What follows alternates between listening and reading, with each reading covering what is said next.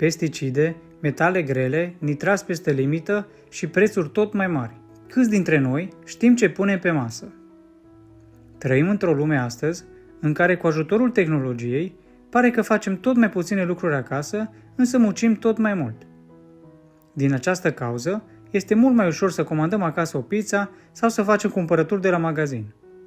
Însă alimentele din supermarket sunt tot mai procesate, iar legumele și fructele sunt tot mai pline de pesticide și alte substanțe nocive.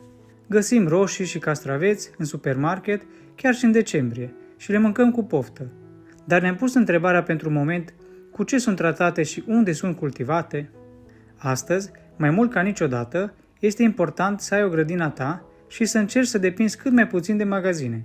Mai ales în această perioadă, când sunt prețurile tot mai mari și calitatea tot mai proastă. Nu este ușor să începi să-ți faci o grădină de legume, mai ales la început. Însă astăzi găsești toate informațiile pe internet despre cum să cultivi și cum să-ți crești propria hrană.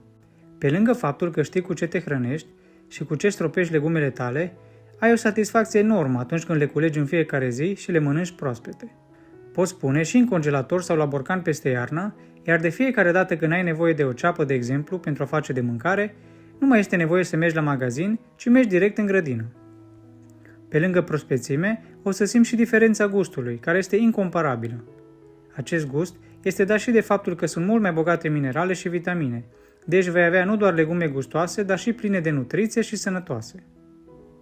Așadar, dacă ești interesat cum să cultivi legume folosind îngrășăminte naturale și insecticide bio, găsești mai multe videoclipuri pe canalul meu, unde vei găsi numeroase metode simple și naturale economice pentru a-ți crește legumele și fructele tale fără a folosi pesticide și substanțe chimice. Dacă ți-a plăcut acest videoclip, nu uita să dai like, să distribui și să te abonezi la canalul meu pentru mai multe videoclipuri ca acestea zilnic. Vă mulțumesc!